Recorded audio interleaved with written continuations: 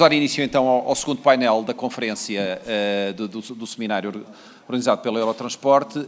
Este segundo painel é dedicado ao tema Sistemas Integrados de Pagamento em Transportes e, antes de mais, queria cumprimentar a todos na audiência, agradecer à Eurotransporte o convite para moderar este painel.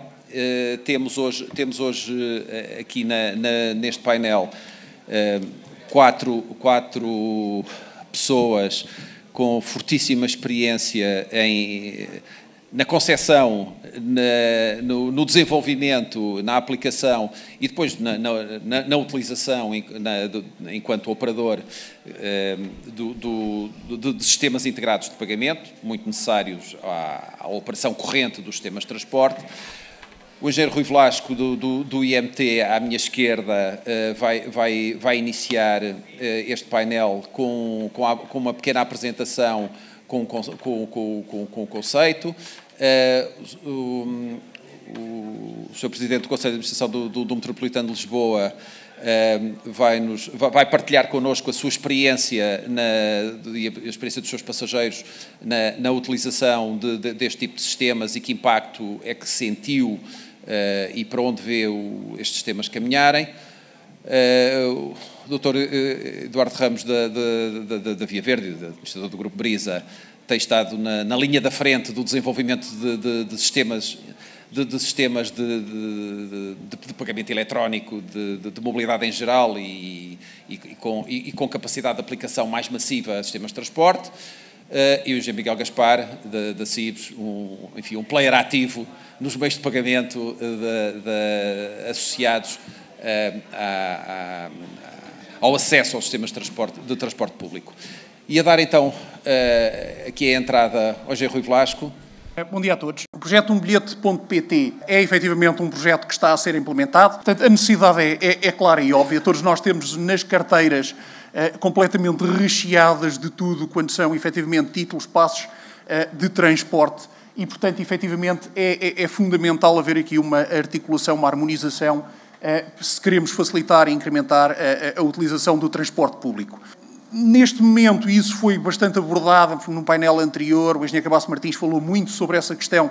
Nós estamos num momento de transformação do transporte em Portugal. Foram lançados os concursos para as novas redes de transporte público. É um momento novo para os operadores, novo para as autoridades e, portanto, efetivamente, há aqui uma ocasião de trazer ideias novas para o sistema.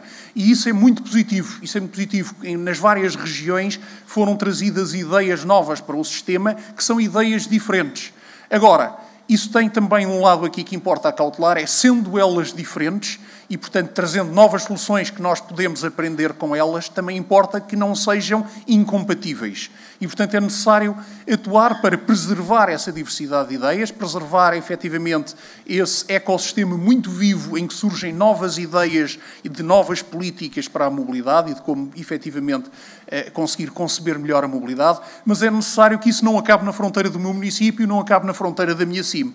E isso é essencial até para os operadores de transporte, desde os operadores a nível nacional, como é o caso da CP, até os operadores que têm uma presença em todo o território nacional, como hoje estão aqui presentes vários operadores com essas características. E, por outro lado, a necessidade de manutenção de uma contiguidade territorial. Portanto, os casos que também ouvimos aqui falar no painel anterior, dos passos a 40 euros ou a 40,50 euros, essa necessidade que não acaba efetivamente na fronteira, as populações não compreendem isso e, portanto, como é que nós conseguimos articular isto? Daí a necessidade do projeto umbilhete.pt. Portanto, é um projeto de âmbito nacional. Isto é o que é o projeto umbilhete.pt e que tem essencialmente foco na interoperabilidade ao nível técnico dos sistemas de bilhética. O projeto é supervisionado, é coordenado pelo Instituto da Mobilidade e dos Transportes, arrancou em parceria com os Transportes Metropolitanos de Lisboa e com os Transportes Intermodais do Porto e, entretanto, já houve adesões de várias outras CIMs.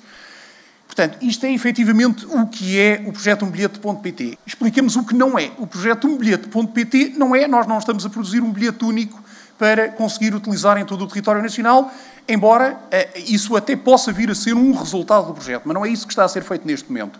O que está a ser feito neste momento é criar as condições tecnológicas para que os diversos sistemas de bilhética não sejam incompatíveis.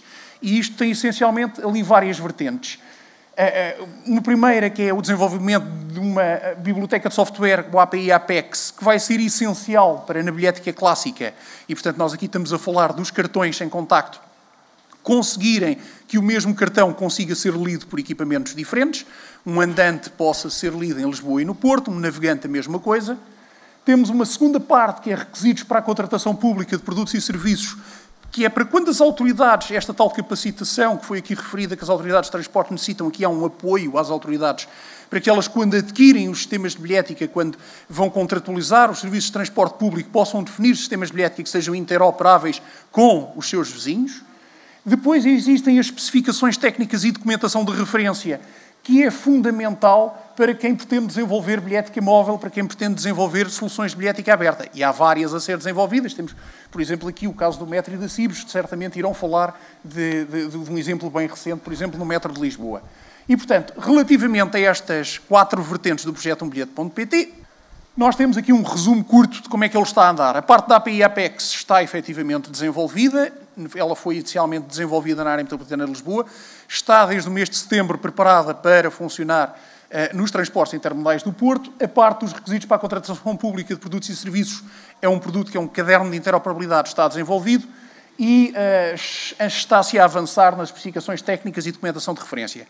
Ainda com um peso muito grande, centrado essencialmente na bilhética clássica, mas durante o ano de 2024 iremos, provavelmente, prosseguir para os restantes 2 sabores.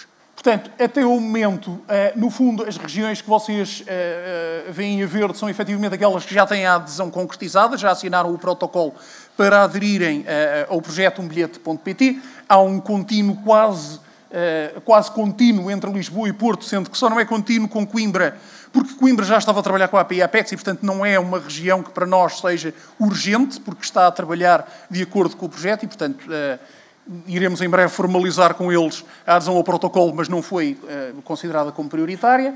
A região do Algarve também já aderiu e, portanto, há as restantes regiões com as quais ainda teremos que falar para poderem aderir efetivamente ao projeto. Temos também a adesão da CP já e também a adesão da região autónoma da Madeira, que também já irão começar a trabalhar com a API Apex.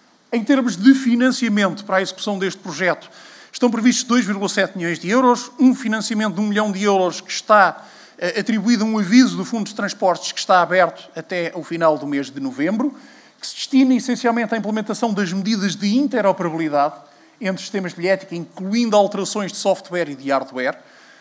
Este aviso está aberto unicamente, efetivamente, para as entidades que já aderiram ao projeto. O de 2024 será a mesma coisa, será uma segunda janela de investimento. E, portanto, este investimento não inclui financiamento de hardware, ou seja, se estiverem efetivamente a comprar um novo sistema de bilhética, de hardware, de software, isso não é incluído. E não é incluído porquê? Porque há outros avisos do Fundo de Transportes que financiam essa componente. Portanto, há aqui uma complementaridade entre o umbilhete.pt e outros avisos do Fundo de Transportes. O aviso de abertura de candidaturas que eu falei é o número 6 de 2023, está aberto. Outros avisos do Fundo de Transportes, como foi o caso do aviso número 2, para o apoio à modernização dos sistemas de bilhética e apoio à exploração, este ano, pela primeira vez, já trazia essa cláusula que era os sistemas a adquirirem têm que ser compatíveis com as regras de interoperabilidade definidas pelo sistema umbilhete.pt. É o tal caderno que eu falei, os tais elementos de interoperabilidade que garantem que os sistemas comunicam uns com os outros. Slide seguinte, isto foi o primeiro teste que nós fizemos em maio de 2023 a simular efetivamente já a utilização dos cartões andante e navegante nos vários validadores e o teste foi bem sucedido e, portanto, neste momento a API Apex funciona nos transportes metropolitanos de Lisboa. Assim que os novos sistemas da UNIR estiverem a funcionar e estiverem no terreno, também irá funcionar. E, portanto, isto acaba por ser a primeira grande ligação que se consegue com o sistema umbilhete.pt entre transportes metropolitanos de Lisboa e os sistemas da UNIR. Será possível que, com o mesmo cartão, com o andante, que nós o possamos, ele seja reconhecido para carregamento, quer em Lisboa, quer no Porto, para validação, quer em Lisboa, quer no Porto. Nota muito importante. Isto é, volto a frisar, uma interoperabilidade técnica. Nós, no fundo, e perdoa-me o Miguel por ir buscar a imagem aqui à Cibes, mas, no fundo, isto é um pouco o sistema de multibanco. Não significa que nós vamos passar todos a ter o mesmo cartão bancário, significa que vários cartões bancários diferentes irão conseguir funcionar nas várias máquinas dos vários bancos. Portanto, é isso que se pretende, é a interoperabilidade, não é necessariamente a criação de um bilhete único que funcione para todos. E para isto funcionar é fundamental o envolvimento das autoridades de transporte e dos operadores de transporte, que têm que, efetivamente, havendo os elementos técnicos, depois implementá-los nos respectivos sistemas. Às vezes são necessárias aquisições de novos validadores, de novos equipamentos. Portanto, há todos esses passos que têm que ser dados, mas se não houvesse esta harmonização a nível técnico, esses passos nunca teriam condições para ser dados e o que iríamos ter seria fronteiras, iríamos ter um arquipélago de sistemas de transporte, em vez de ter, como queremos, um sistema de transporte que, efetivamente, comunica uns com os outros. Muito obrigado. Uma iniciativa de política, uma medida de política concreta para melhorar a acessibilidade e a atratividade dos sistemas de transporte em geral. José Vítor Santos, partilhe connosco a sua experiência, mais num passado recente, sobre a importância dos sistemas integrados de pagamento na vida dos passageiros, da vida dos passageiros do Metropolitano de Lisboa. O que é que sente que melhorou na experiência dos passageiros ao disponibilizarem mais e mais abrangentes sistemas de pagamento? Bom dia a todos, muito obrigado à Eurotransporte pelo convite para estar presente nesta conferência sobre a mobilidade mais, que é sempre um tema bastante relevante para todos os operadores de transporte. Em relação à pergunta que me é colocada, eu diria que nós entendemos a questão da evolução tecnológica dos sistemas de pagamento como mais um aspecto na atratividade que temos que fazer para incrementar o uso do transporte público.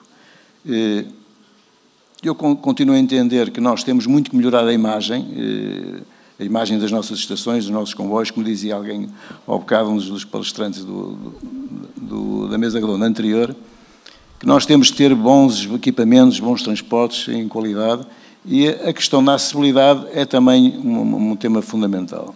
É fundamental que nós consigamos ter respostas para aqueles que todos os dias usam, mas também para aqueles que ainda não usam e para aqueles que usam, não na totalidade todos os dias, mas esporadicamente os transportes. Nesse sentido, nós temos estado sempre no metro com investimentos daí resultantes, embora os investimentos sejam sempre um bocadinho daquilo que eu chamo o dente de serra, ou seja, nós tivemos, ao bocado aqui o Miguel estava a comentar, que o último grande investimento em transportes foi em 2004, e depois a seguir foram 2017 e 2018. Ou seja, não é viável, não é possível incrementar o uso do transporte público e caminhar na sustentabilidade ambiental se os transportes públicos não estiverem permanentemente na agenda dos políticos. Isto tem que ser fundamental e, no caso do Metropolitano, ainda mais fundamental.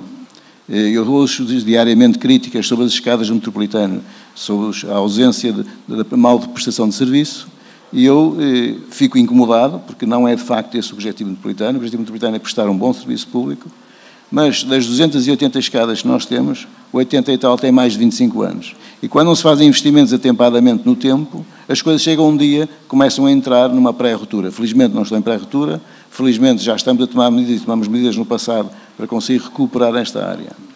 Na área da acessibilidade dos transportes, também isso é importante. Nós criamos, e penso que o Nuno estava-se a referir a isso, há muito pouco tempo, a facilidade do uso do cartão bancário na transposição dos nossos canais.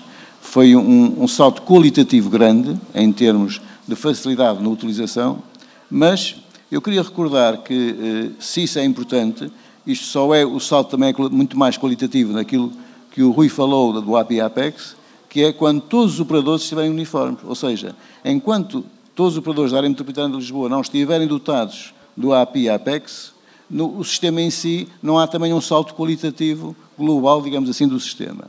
No caso metropolitano, nós temos um problema mais grave. Nós temos vindo a negociar com a TML algumas componentes. Temos uma dificuldade que é, nós temos máquinas com 15 anos. As nossas máquinas hoje são quase, eu diria, entre aspas, ilegais, porque não cumprem alguns objetivos que deviam estar a cumprir. E nós vamos ter que as mudar todas para conseguir introduzir o API Apex, que vai ser um processo que já estamos a iniciar, mas que vai ser moroso. Mas, mais importante que o uso, há dois momentos muito importantes. Nós temos um momento do uso, temos um momento prévio, que é a aquisição do título, do transporte, que hoje em dia está muito facilitado, mas que mesmo assim há que dar passos muito grandes nisso. E aproveitando que está aqui o Rui, que há coisas que não se entendem. E eu fico frustrado, e as minhas equipas sabem que eu fico bastante frustrado, cada vez que o dia 25 de setembro começa a aparecer no horizonte, que é a renovação dos passos todos. Porque entre 25 de novembro e mais ou menos 9 de outubro, nós temos que levar os passos a todos os estudantes, nomeadamente, mas também, porque não percebo porquê, também os antigos combatentes. Também a todas as pessoas que têm um conjunto de direitos, mas coincidem todos no tempo. E o metropolitano acaba por ser prejudicado, porque é o único que tem uma rede de atendimento, digamos, dimensionada para a cidade de Lisboa, e de repente tem uma avalanche. Mas tem uma avalanche. Eu, outro dia, fiquei, a seguir ao feriado, no dia 6, andei na rede, estive nas estações do Marquês de Pombal, no Campo Grande, e comecei a perguntar às pessoas porquê é que estavam. E há coisas incríveis. Grande maior parte das pessoas que estavam na rede para renovar, e eu devo dizer que no Marquês de Pombal, às 8h15 da manhã, deviam estar algo entre 150 a 200 pessoas à espera. E nós temos um sistema de senhas e tudo isso. E a grande quantidade das pessoas estavam porque estavam para renovar o cartão do filho de um estudante. Porquê? Porque há uma legislação que obriga a que nós, os estudantes, para renovar o passe, têm que entregar um documento a comprovar que são estudantes. Ou seja, o ensino é obrigatório.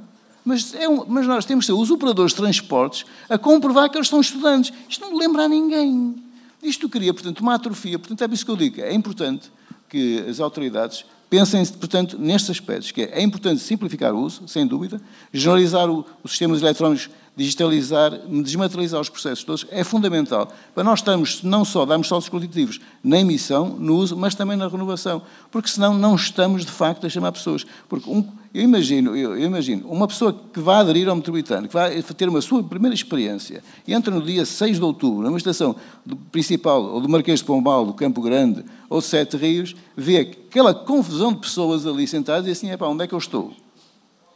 Isto, de facto, não é fomentar o transporte, é, de facto, ter a intervenção. E espero que aqui o Rui registre esta nota, a ver se conseguimos ultrapassar isto. Para já era assim o comentário que eu gostava de fazer. Muito obrigado. Bem, isto deixa-nos aqui muito mais pressão neste painel, ou seja, o José Vítor Santos acabou de colocar em cima da mesa um tema muito relevante, que é, estamos a tentar responder ou colocar nos sistemas integrados de pagamento a chave para a atratividade do sistema de transportes. Ou seja, não é, como é evidente. Há aspectos de base que estão fora da capacidade de intervenção dos sistemas de pagamento. Isso tem a ver com aspectos muito operacionais, a gestão da via pública, a velocidade ou o tempo de percurso que se consegue oferecer, a fiabilidade associada às frequências que se oferecem. Portanto, isto são atributos da oferta que não se podem resolver com sistemas de pagamento. Bom, mas apesar de tudo, e esse seria seguramente um tema de outro painel e de outra discussão, apesar de tudo, Eduardo, o que é que os sistemas integrados de pagamento conseguem fazer para dar o seu contributo à atratividade do sistema? Bem, antes de mais, bom dia e obrigado pelo convite. Se calhar começava por uma crítica construtiva. Este painel devia se chamar mais acesso e disponibilidade do que propriamente o meio de pagamento. O meio de pagamento está mais do resolvido. Estes senhores aqui ao lado fazem isso como ninguém. E outros colegas deles, certo, no mercado. O grande tema aqui é como é que nós, a priori, e aqui dando uma perspectiva que, enquanto Via Verde, conseguimos dar, trabalhamos em Portugal, mas trabalhamos noutras geografias. E dizer como é que geografias funcionam melhor e têm melhor capacidade de execução. Porque, de facto, nós pensamos muito, e, mais uma vez, isto é uma crítica também para dentro, pensamos muito em novos modelos, em novos sistemas, em novas ideias. Esta ideia do bilhete.pt é muito relevante, mas depois temos uma enorme dificuldade em executar. Enormíssima capacidade. É incrível. E, portanto, geografias em que nós trabalhamos enquanto Via Verde, que têm sistemas de governo mais simples, que têm sistemas integrados por definição, que são agnósticos à adoção de sistemas e tecnologia. O tema do hardware que o Vítor acabou de falar é um tema crítico para que isto funcione. São aqueles que acabam a funcionar melhor. No final do dia, os sistemas de pagamento é perceber o que é que o cliente quer. E nós todos, enquanto clientes, o que queremos é a menor dor, o menor tempo possível, que a coisa funcione, como funciona hoje nas cancelas do metro com o cartão bancário. Enquanto Via Verde, o nosso grande objetivo é proporcionar uma visão universal aos sistemas de transporte, entre o transporte individual e o transporte coletivo, se assim for o caso em termos de pilotos. Os casos que temos de transportes coletivos é um acrescente à nossa oferta. A nossa oferta tem migrado muito mais para temas de sustentabilidade do transporte individual. No estrangeiro temos pilotos de transporte coletivo que são mais rápidos de executar e, portanto, têm evoluído mais rapidamente. Em Portugal, infelizmente, não tem sido possível executar com a velocidade que queremos. É importante também validar os temas todos de lista branca, lista negra, e este conceito é muito importante. Nós, de facto, em Portugal, e a Via Verde é talvez das poucas no mundo a funcionar assim, em Portugal, funcionamos com lista branca. Confiamos que o pagamento existirá eventualmente. Os sistemas de transportes coletivos têm outros desafios relativamente a isto, no acesso e na cobrança e na validação da cobrança. Olhar para o sistema de pagamento como a chave desta solução, não, para mim e para nós, não faz sentido. O sistema de pagamento é uma consequência de quando tudo o resto está bem pensado, está bem desenhado e está bem implementado. Porque se há coisa em que somos sofisticados em Portugal é em sistemas de pagamento, a CIBS tem muita experiência sobre isto, o nosso sistema bancário é muito bom nisso. Agora, se de facto todos os fluxos de informação não estiverem devidamente casados, interoperáveis, quadrados, etc., os sistemas de pagamento não vão resolver o assunto. Não vão. E, portanto, só uma resposta muito rápida ao desafio que me colocou. É preciso coisas estruturais, tarefas estruturais de governo e de ligação de sistemas e de processos para simplificar todo o universo. Caso contrário, vamos continuar a ter conversas destas porque é que não conseguimos executar. Miguel Gaspar, a experiência da CIBS em meios de pagamento é grande. Neste enquadramento atual, com os bloqueios que o sistema tem, como é que, apesar de tudo, temos conseguido implementar soluções com meios de pagamento que as pessoas compreendem e aderem, e o nível de adesão está alinhado com a vossa expectativa ou se acham que ainda é possível fazer melhor? Eu acho que esse é um bom ponto, mas eu gostava só de começar um bocadinho mais atrás. Já agora cumprimentar a todos e agradecer também o convite para a CIBS por estar aqui representada e eu próprio. Já agora, só por uma curiosidade, aconteceu duas efemérides interessantes em setembro. A primeira foi que a CIBS fez 40 anos e a segunda foi que eu fiz 20 anos nesta vida. E, portanto, apesar de tudo, tenho aqui um bocadinho de canal história. Eu acho que foi, como o Eduardo estava a dizer, em 1991, quando a Via Verde é lançada, é uma coisa absolutamente revolucionária e extraordinária. Ainda hoje é. Portanto, foi algo profundamente disruptivo em Portugal. Em 1996 são lançadas as referências multibanco, que ainda hoje, quando estão disponíveis, há 20% ou 30% das pessoas que as escolhem. Porquê? Porque há muita gente que não gosta que lhe vão à conta de qualquer maneira. Gostam de controlar o momento em que pagam. E eu acho que isto é uma primeira mensagem. As pessoas não são todas iguais e não têm todas a apetência pelas coisas novas da mesma forma. Depois estava a ver um bocadinho o que é que aconteceu e estava a olhar já para o século XXI. E o século XXI tem sido muito aborrecido nestes temas. Se nós olharmos para aquilo que foi, como o Vítor estava a dizer, a última grande inovação que existiu, e peço desculpa que eu sei que estou-me a esquecer do passado recente, já lá vou, mas a última grande inovação que existiu no sistema foi em 2004, quando em Portugal passou-se a poder carregar os passos no multibanco. De lá para cá, 2017, não aconteceu grande coisa. E se nós fizéssemos, nós temos operadores com uma enorme cultura de inquérito de satisfação, a Carris, o STCP, o Metro do Porto. O que é que os senhores querem? O que é que os clientes querem? Bom, queremos que o autocarro chegue a horas, queremos que exista, queremos que ande limpo, queremos uma bilhética mais integrada, queremos uma bilhética mais descentralizada. Isto em 2003, 2004. Continuamos em 2009, o que é que querem? Queremos uma bilhética mais integrada. Quando há uma frase que me marcou muito, num Focus Group 2012, 2013. Então, e o que é que podíamos melhorar no sistema de transportes? Os senhores gostavam que houvesse uma via verde para os transportes? Uma via verde para os transportes. Isso era a última Coca-Cola do deserto. Nunca mais me esqueci desta frase. 10 anos depois, ainda não temos a via verde nos transportes e acho que não é por culpa da via verde. E toda esta realidade, a verdade é que nunca aconteceu nada estrutural até 2015. O que é que aconteceu em 2015? Há uma norma muito simpática no Orçamento de Estado que diz que qualquer projeto que tenha fundos europeus tem via verde na aprovação nas finanças. E havia, de facto, um grande histórico das empresas de transporte a preparar os investimentos na bilhética, mas nunca havia dinheiro para gastar na bilhética.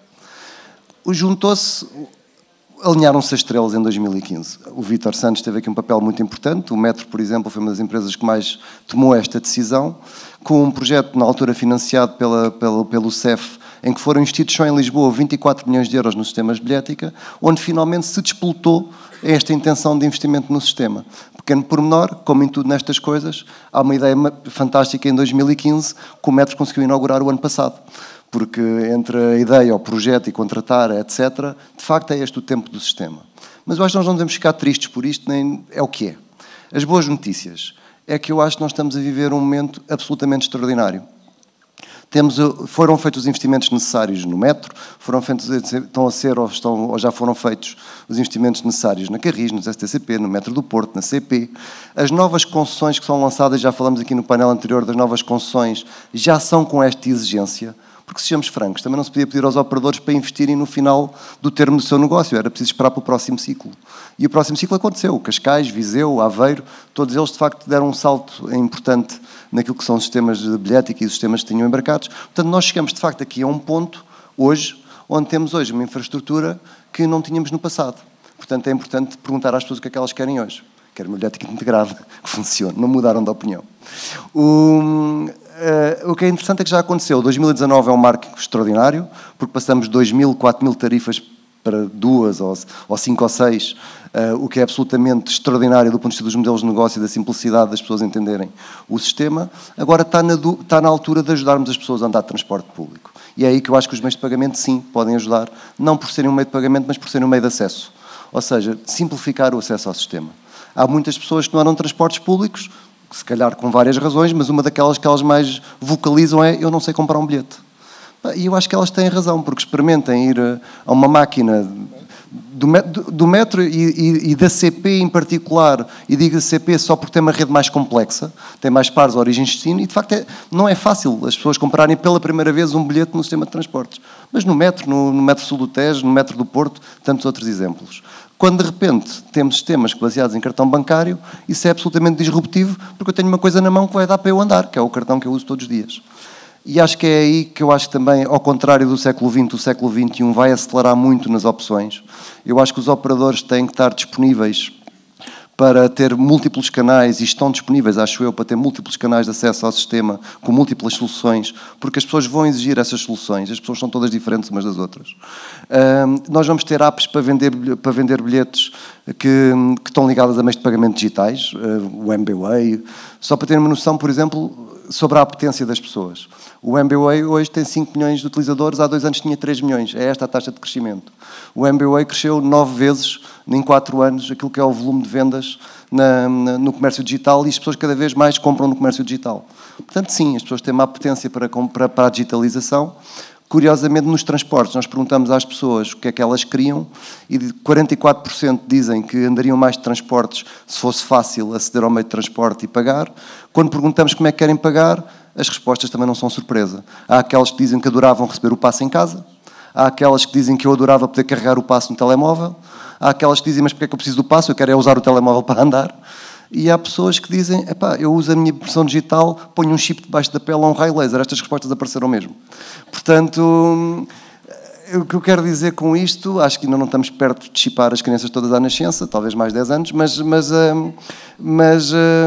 as pessoas estão de facto abertas a usar coisas que lhes facilitem a vida, e acho que é a nossa obrigação, digo nossa, porque todos nós temos um papel muito importante no ecossistema, de encontrar soluções que atendam a essas necessidades.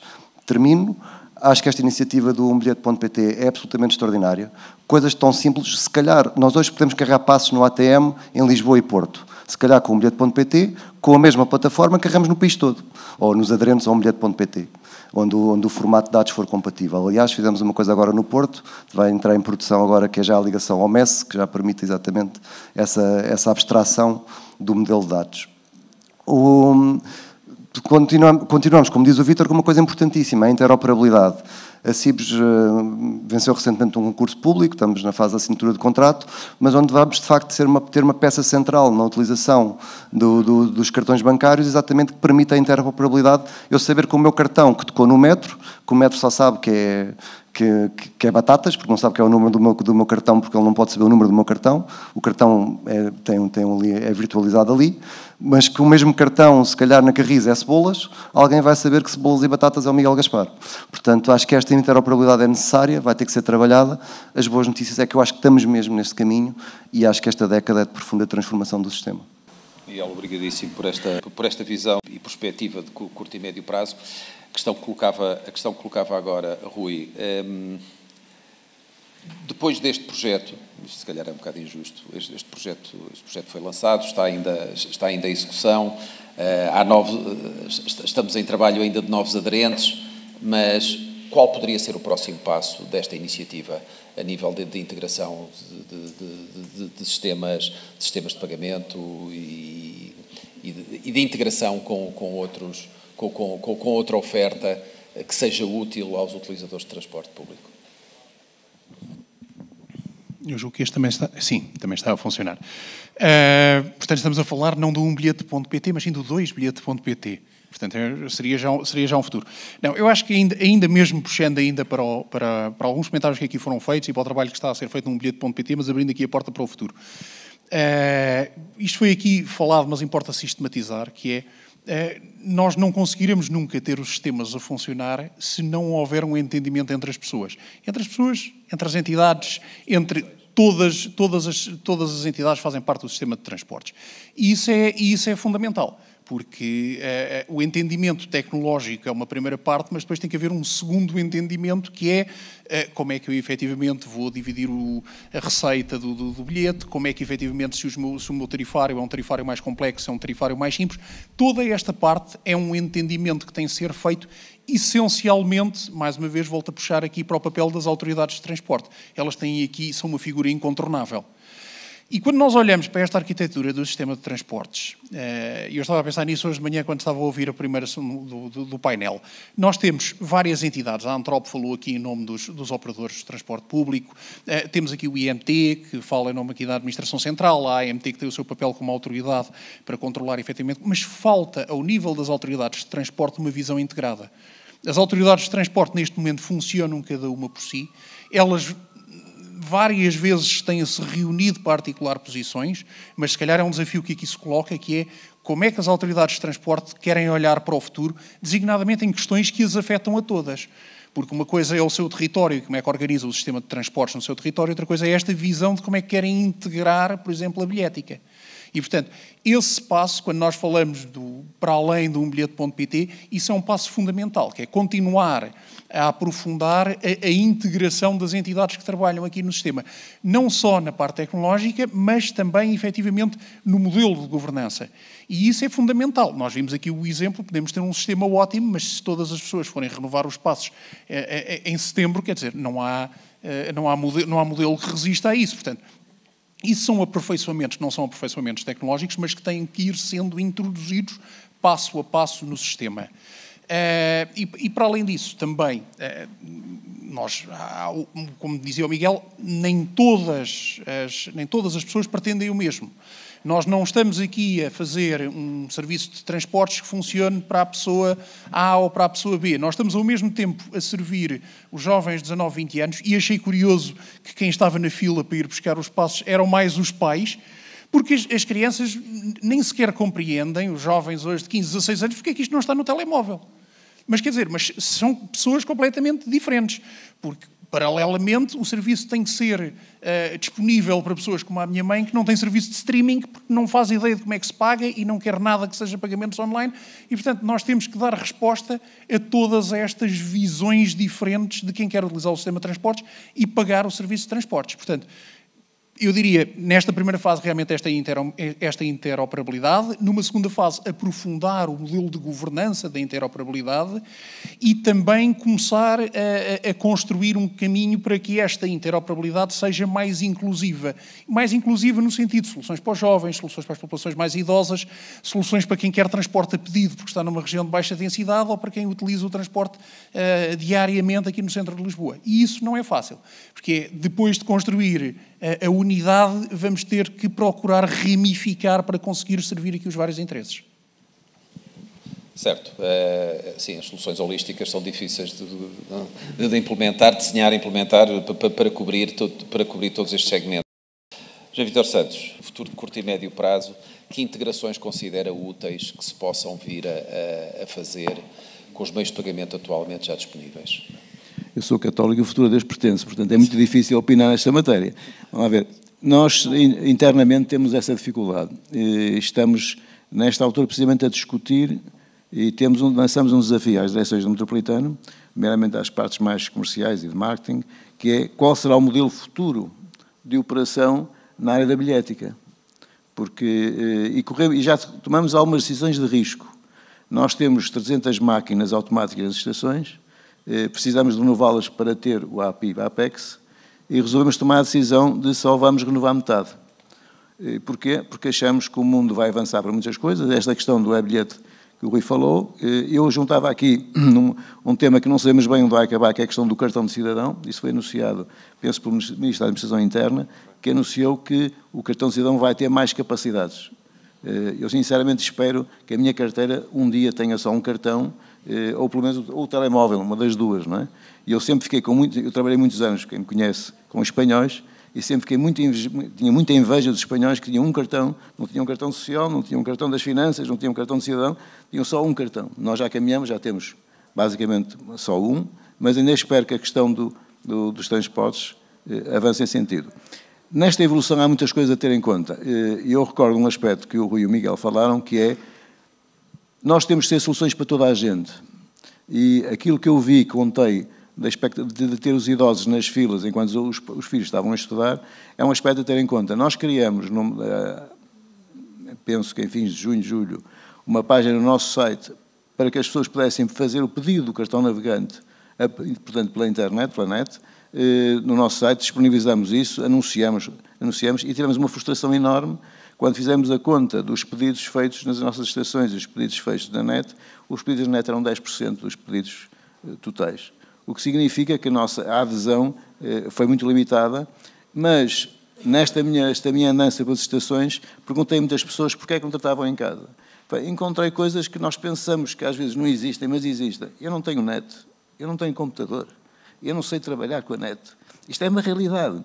E é uma realidade que vai ser, talvez, atenuada, porque os velhos... Eu já sou um bocado velho, bastante.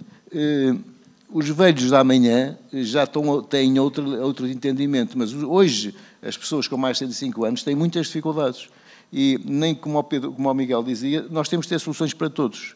Portanto, ou seja, o que é que eu vejo amanhã? Vejo cada vez, de preferência, que as bilheteiras do metro cada vez funcionem menos, porque eu preciso das pessoas noutras funções e não a vender bilhetes.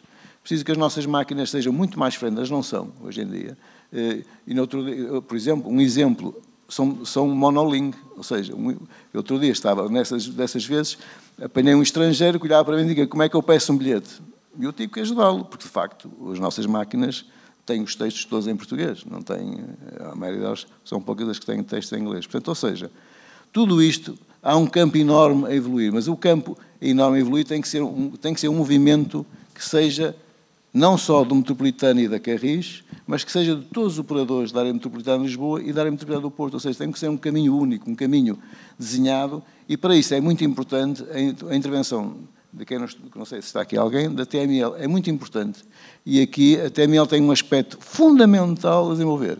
E a TML tem um problema, porque a TML divide-se entre vários campos. A TML deve ser o planeador de transportes na área metropolitana de Lisboa, a TML é o contratante da Carris Metropolitana, a TML tem que ser o agente da bilhética.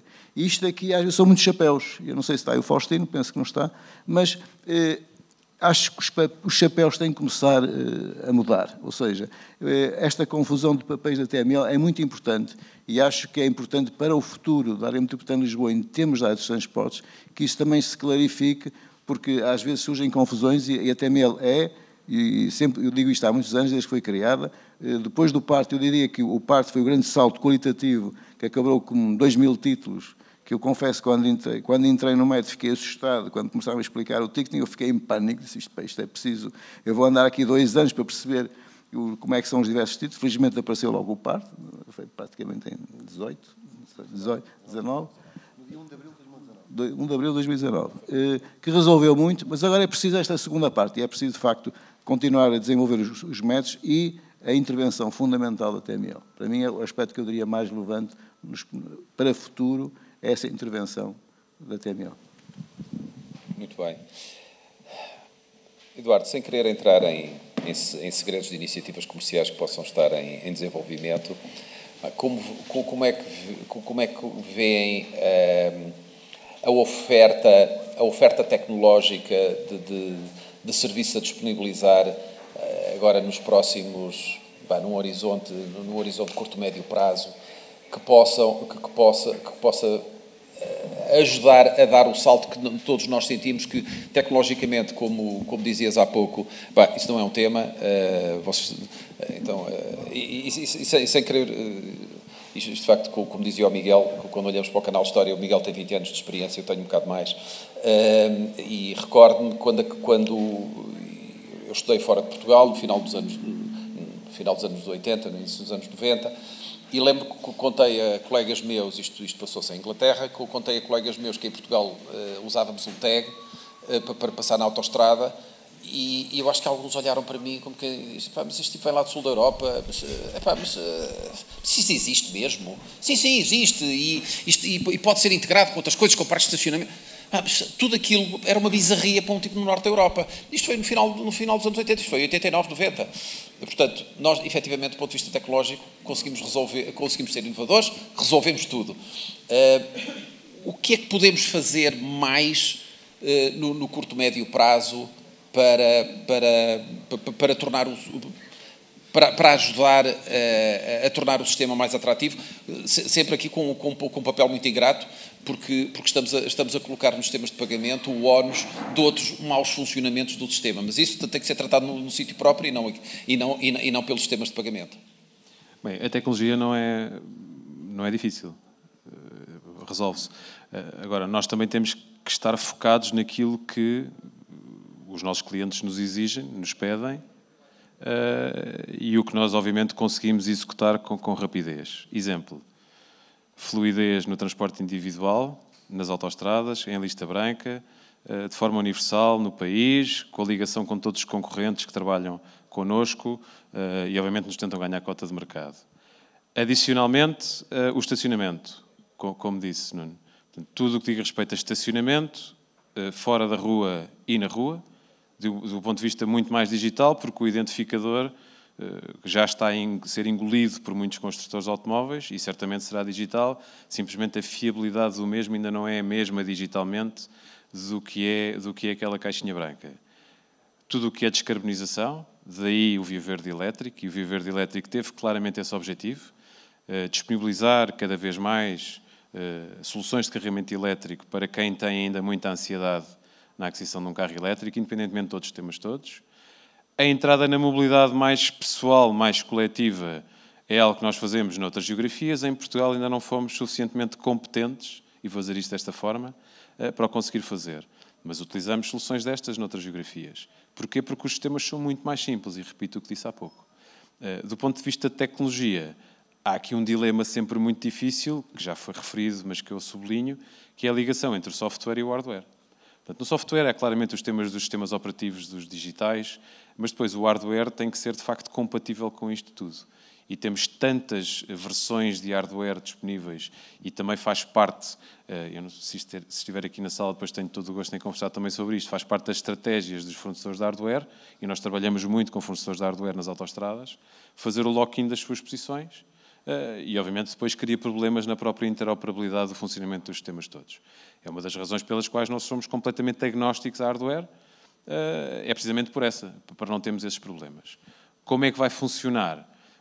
Depende, mais uma vez, da oportunidade que tenhamos pela frente de ter um mercado endereçável. Nós hoje servimos 5 milhões de clientes em Portugal, mais uns milhões valentes nos Estados Unidos e na Europa, que obviamente nos pedem mobilidade integrada, mas também têm consciência que o transporte individual e o transporte coletivo são complementares. E continuamos a ser apologistas disto.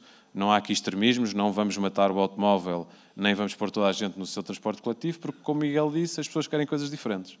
e é isso que continuamos a fazer. Miguel,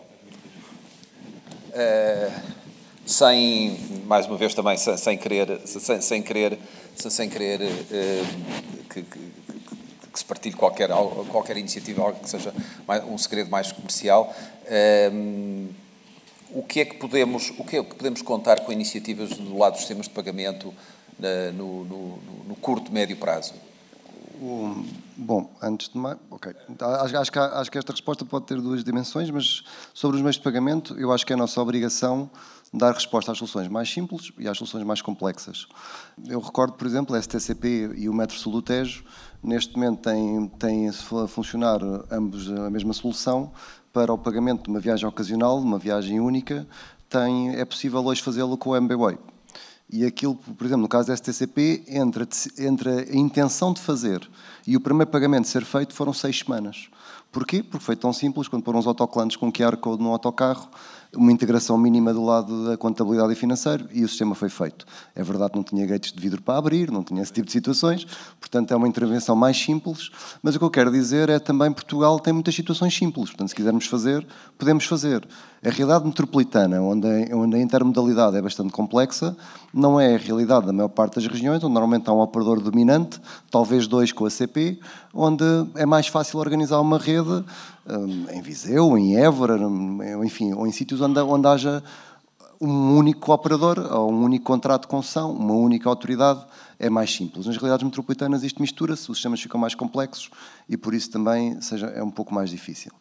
Há aqui também um tema que obviamente a Cibus acompanhou, como eu disse, nós neste momento participamos no primeiro concurso público que houve para um sistema de mass transit, ou seja, pagamento com cartão bancário nos operadores, o TAP, e vencemos esse concurso público, e também isso também significa que todo o ecossistema português está cada vez mais a ter uma incorporação nacional naquilo que é a tecnologia que usamos para os operadores e com a eficiência que normalmente, eficiência leia-se preços competitivos e mais baixos, que normalmente que o sistema também traz para quando a incorporação é feita cá, quando isto funciona do lado de cá, e portanto, ou seja, dizer que se quer do lado das gateways de pagamento, quer do lado de todas as formas de pagamento, então nós temos respostas cá em Portugal, umas mais simples, outras mais complexas, outras mais rápidas, outras mais lentas. Esta digitalização dos meios de pagamentos vai dar uma oportunidade extraordinária também para começarmos a pensar noutra coisa, e que o Eduardo estava a dizer há pouco, que eu acho que é muito importante. Quando os operadores, eles próprios, sentem que está na altura de passar para os meios de pagamentos eletrónicos, vão rapidamente constatar uma coisa. Aquilo que era tabu até hoje vai deixar de ser. Ou seja, quando o Vítor, e não estou a dizer que o Vítor tinha o tabu, vou só usar o exemplo porque é ele que aqui está no palco, mas quando o Vítor vende um bilhete numa estação de metro e eu pago uma nota de 5 euros e ele recebe dinheiro e devolve dinheiro, o Vítor vende um bilhete de 1,65 € e recebe 1,65 €, acabou. Depois tem um custo, tem o custo do metro quadrado, tem o custo da pessoa, tem o custo da energia, tem o custo do sistema, mas muitas vezes os operadores tendem a esquecer isso. Quando nós vamos para meios de pagamento eletrónico, bom, normalmente existe a comissão de utilização daquele meio de pagamento eletrónico, sempre. A Via Verde funciona assim, o sistema bancário funciona assim, e, portanto, isto abre a porta para um mindset que até hoje às vezes era difícil, porque as contas eram muito difíceis, e continuam a ser difíceis, mas o mindset vai mudar um pouco, que é, passa a ser normal nós percebermos que temos que remunerar o meio de pagamento e o meio de acesso. E depois podemos discutir o valor e a sustentabilidade e os modelos de negócio, que dava outra conversa. Pagar um bilheteiro para estar a vender mas às vezes isso não era tão natural imaginar isso. E agora isso vai aparecer direto. Ora, o que é que isto nos permite discutir?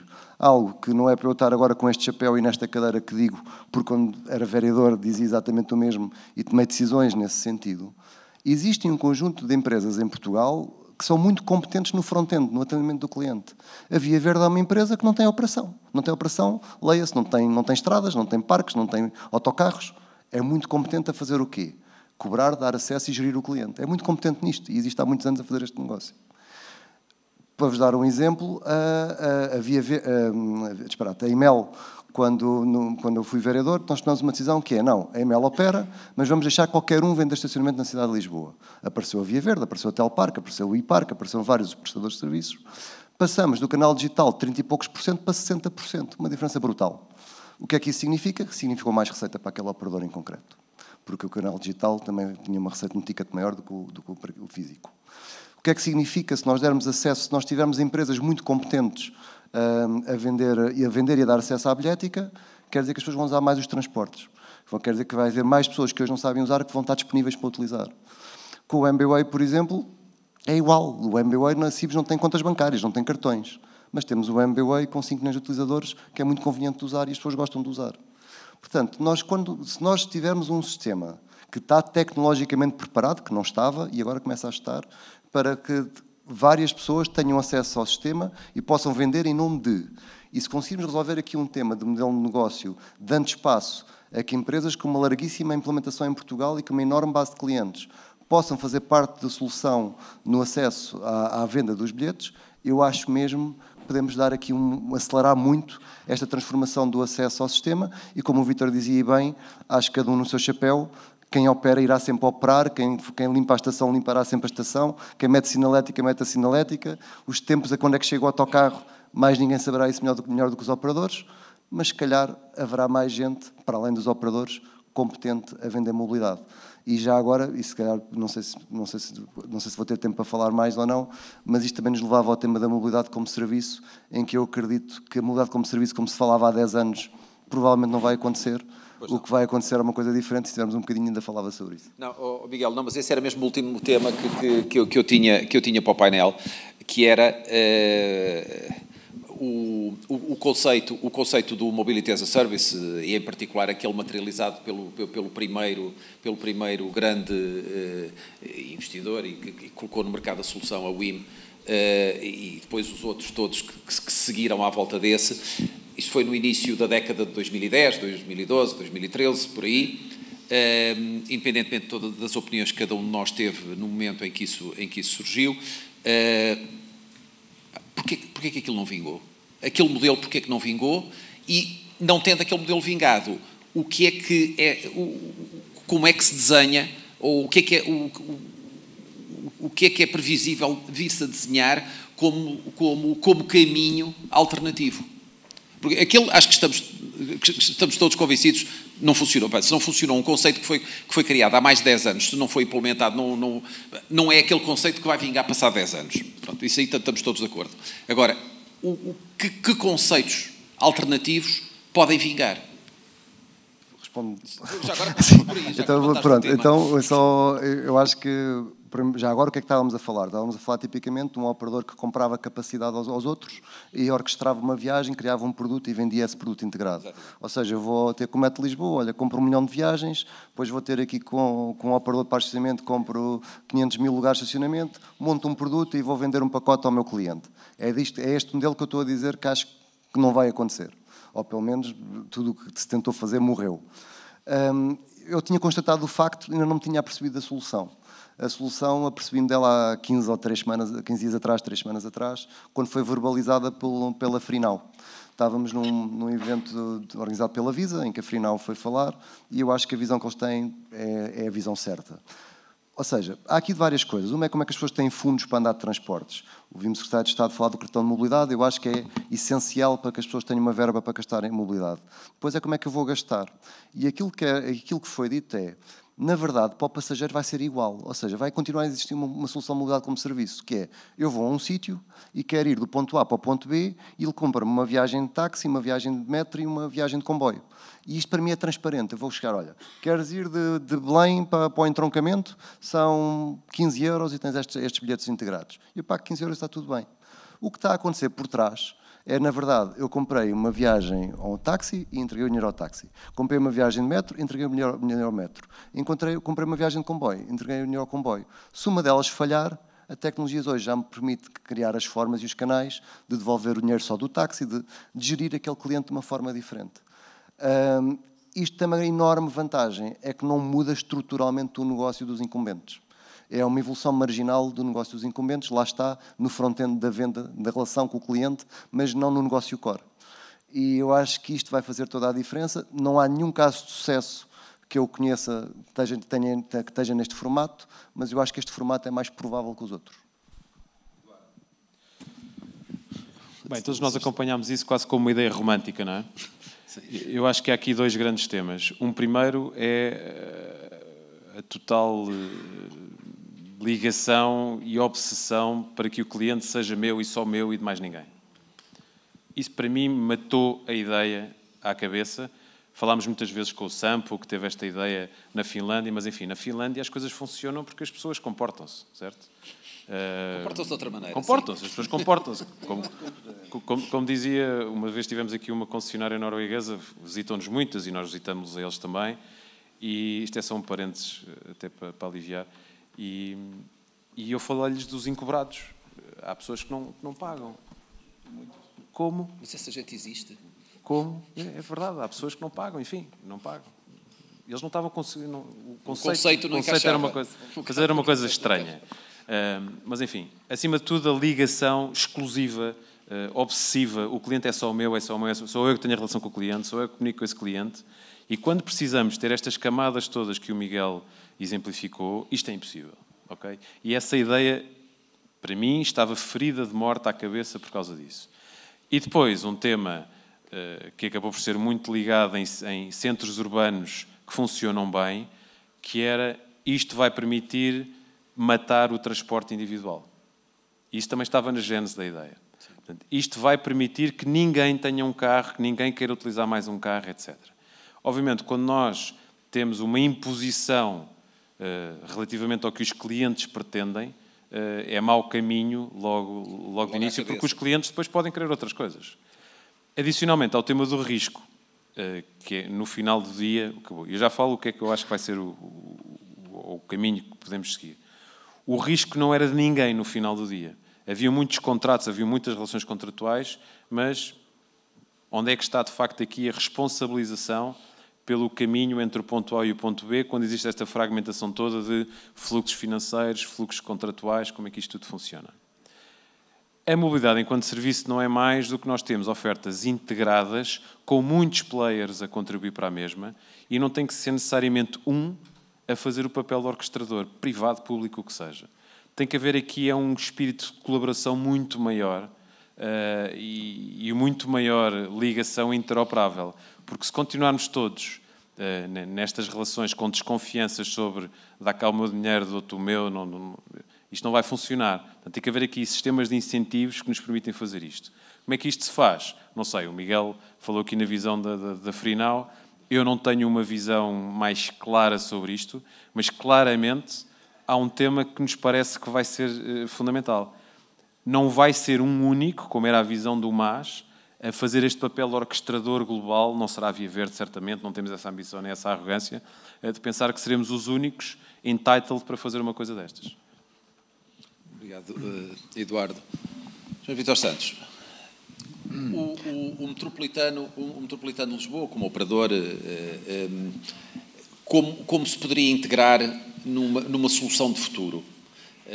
Claramente, a solução das compras em pacote, a visão romântica da WIM e do Netflix da mobilidade não funcionou, passou, muito provavelmente, já passou. Há quem ainda ache que não, eu também estou de acordo, acho que já passou, aliás já passou há muitos anos. Daqui para o futuro, como vê que um operador de transportes, e neste caso o Metropolitano, se possa encaixar numa solução mais integrada de venda, de acesso e de venda de serviços de mobilidade? Como eu há bocado referi, no caso do Metropolitano, é claramente a ligação à TML e à Área Metropolitana de Lisboa, ou seja, nós temos que pensar a Área Metropolitana de Lisboa como um bloco. E, portanto, toda a prestação de serviços, todo o conjunto de serviços, na simplicidade do uso e da facilidade do uso, tem que ser a TML a conseguir lançar isso. E eu acho que eles estão a pensar nisso, eu penso que eles estão a pensar a curto prazo a lançar uma app que possa permitir dar saltos qualitativos nisso, portanto, permitir aquilo que o Miguel dizia. Eu quero ir daqui ao entroncamento, não digo se calhar não tanto, porque o entroncamento já está fora da Área Metropolitana de Lisboa, mas outras situações serão possíveis. O problema aqui que eu acho, o que eu penso, tudo isto não pode ser pensado sem um problema maior que é a sustentabilidade ambiental. E o problema que eu vejo é que a sustentabilidade ambiental, nós estamos a 27 anos daquilo que a ONU pretende da anulação das emissões de CO2, e o tempo vai passando, os anos vão passando. Se hoje estamos a 27, a curto prazo estamos a 20. E eu acho que alguma coisa vai ter que ser feita. E acho que vai ter que impactar muito nos transportes. Como também o Miguel há bocado referiu, em 2017 iniciaram um conjunto de processos enormes que vão alterar profundamente a prestação do serviço de transportes. E eu tenho uma grande expectativa nos novos navios da Transtejo, com tudo o que aqui, apesar de negativo, já foi dito, mas eu continuo a achar que foi uma belíssima solução. Tenho uma grande expectativa, na revisão, toda a reformulação que está a ser feita na linha de Cascais e tudo que a CP está a fazer na linha de Sintra. Tenho muita expectativa naquilo que nós estamos a fazer com a linha circular, com a linha vermelha que vamos lançar, com tudo o que tem sido criticado, com tudo isso, e nós temos sido pesado para nós, muitas das vezes, essa situação. Portanto, nós estamos a caminhar para um novo paradigma de transportes públicos, pelo menos na área metropolitana de Lisboa. Não é? Portanto, a questão técnica é uma questão que já vimos que é fácil de resolver. Não é? O problema aqui é esta questão da sustentabilidade, que é, vamos continuar a ter 340 ou 380 mil carros a entrar em Lisboa todos os dias. Vamos alterar para carros elétricos e se resolve o problema? Eu acho que não. As cidades o carro elétrico não resolve o problema, não é? Agora, portanto, ou seja, há muitos investimentos dependentes disso. Eu continuo a achar que faz falta e gostava de ver, além e já disse isso há pouco tempo, e ainda espero lançar mais um concurso, que é a linha amarela de Telheiras a Benfica, mas espero também que um dia que se resolva o problema da travessia do Tejo, da terceira travessia, ferroviária, obviamente, não é? Porque, senão, não conseguimos chegar lá. Quer dizer, o problema aqui é que, como é que conseguimos paginar tudo isto com este cenário de uma anulação das emissões de CO2, que eu vejo como difícil, mas que acho que temos qualquer dia a pensar. E acho, aqui o meu amigo Eduardo não vai gostar do que eu vou dizer, mas qualquer dia nós vamos só entrar em Lisboa os carros ímpares, com matrículas ímpares, e os carros pares. Um dia vai acontecer isso, quer dizer, porque, senão, nem 2050, aliás, o Primeiro-Ministro fala em 2045, portanto, antecipa já 5 anos. Mas quer dizer, não chegamos lá. Mas, Vítor Santos, eu acho que isto era um painel em si próprio. Acho que deixamos aqui um repto a Aerotransportes. A Aerotransportes, exatamente, para incluir este tópico no próximo seminário. Rui, o papel do Estado nas soluções de futuro. Já vimos que o Estado tem capacidade ativa, fê-lo agora com o bilhete.pt, em soluções ainda mais integradas e em soluções comerciais que venham a ser disponibilizadas. Como é que papel o Estado poderá vir a ter também no estímulo ao aparecimento de soluções de iniciativa mais comercial, para além destas mais estruturantes, aquelas que possam vir de iniciativas comerciais do lado de players tecnológicos ou comerciais e tecnológicos? Ora bem, Nuno, o Estado tem uma particular responsabilidade no que diz respeito ao, no fundo, definir onde é que coloca a cenoura, onde é que está o incentivo. A abordagem pode ser diferenciada em função dos objetivos que se pretendem atingir. Por exemplo, se nós estamos a falar efetivamente de uma maior utilização de sistemas digitais para pagamentos, se calhar então deve ser mais penalizada, por exemplo, a utilização, por exemplo, de cartões e de passos físicos para o transporte público, que ainda por cima do ponto de vista da economia circular acabam por ter menos lógica, e deve ser criado o incentivo para que os pagamentos com meios digitais sejam efetivamente aqueles que interessam aos operadores. Todos nós já passámos por aquela experiência de, às vezes, o sítio onde nós não conseguimos pagar por multibanco, e às vezes ficamos um bocadinho na dúvida porque é que o multibanco aqui não funciona, e se calhar há a tal questão do o próprio comerciante não querer pagar a taxa. Se calhar tem que ser criado um incentivo mais forte para que o meio de pagamento digital, que tem grandes vantagens, quer do ponto de vista da economia circular, quer do ponto de vista de toda a parte, efetivamente, de monitorização da economia, funciona. Portanto, essa parte de onde é que está colocado o incentivo é fundamental.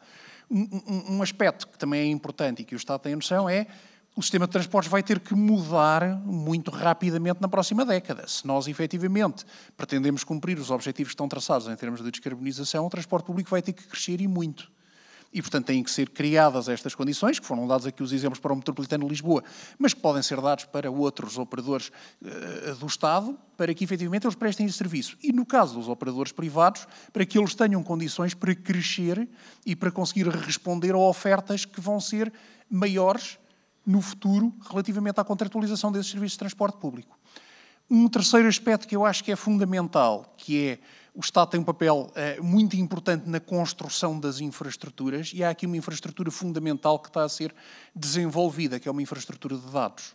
Nós não vamos conseguir ter os sistemas a funcionarem de forma integrada se não for construída uma infraestrutura de dados. E para isso têm que ser criados standards, os standards têm que ser divulgados, têm que ser disseminados, quem utiliza esses standards tem que ser premiado, podendo, efetivamente, tendo mais acesso a fundos, a projetos, e, portanto, criando, efetivamente, essas aberturas. E o Estado tem que criar elementos estruturantes dessa infraestrutura de dados, como é, por exemplo, o ponto de acesso nacional, onde estão todos os dados de transporte e mobilidade, neste momento, onde os operadores e as autoridades de transporte colocam ali os dados.